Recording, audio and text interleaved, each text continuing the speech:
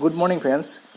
আপোনাৰ professional টেক্সটো payment কৰোঁতে আপোনালোকৰ কিছু অসুবিধা হৈছে বুলি জনাইছে মোক দুজনমানে। সেইকাৰণে প্ৰফেশ্যনেল টেক্সৰ যোনটো লাইভ পে'মেণ্টটো আজি আপোনালোকক ভালদৰে দেখাই দিছোঁ, যাতে আপোনালোকৰ প্ৰফেশ্যনেল টেক্সটো ইজিলি পে'মেণ্ট কৰিব পাৰে। ৱেবছাইটটো গম পালে নিশ্চয়। তাৰ পৰা ই পে'মেণ্ট অপশ্যনত যাব।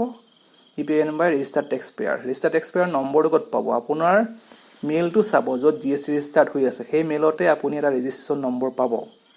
সেই নম্বৰটো ইয়াত পুট কৰাৰ লগে লগে আপোনাৰ লিগেল নমটো অট'মেটিকলি আহি যাব। তাৰপিছত আপুনি দিব লাগিব আপোনাৰ mail ID, after that mobile number.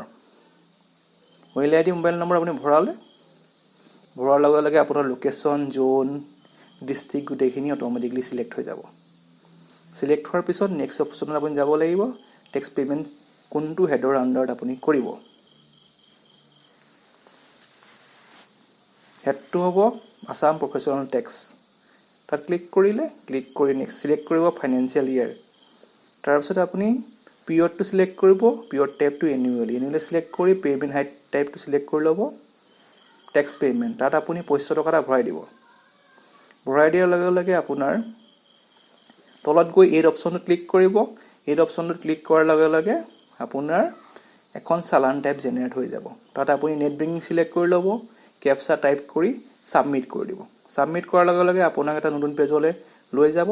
তাত আপুনি ছাবমিট ক্লিক কৰি দিলে, ছাবমিট ক্লিক কৰাৰ লগে লগে আপুনি যদি নতুন পেজত যাব, সেইটো হ'ল আপোনাৰ বেংকিঙৰ পেজ যোনটো হয়, বেংকিঙৰ পেজলৈ আপোনাক লৈ যাব। তাত গৈ পেলাই আপুনি কোনটো বেংকৰ থ্ৰুদি পে'মেণ্ট কৰিব তাৰ এটা লিষ্ট আছে। চিলেক্টেড বেংকখিনিহে আপোনাৰ পইচা পে'মেণ্ট কৰিব পাৰে। তাৰপিছত আপোনাৰ বেংকটোৰ পৰা চিলেক্ট কৰি প্ৰচিডটো পে'মেণ্ট কৰি দিয়াৰ লগে লগে আপোনাৰ প্ৰফেশ্যনেল টেক্সটো পে'মেণ্ট হৈ যাব। পে'মেণ্ট হোৱাৰ পিছত আপোনাৰ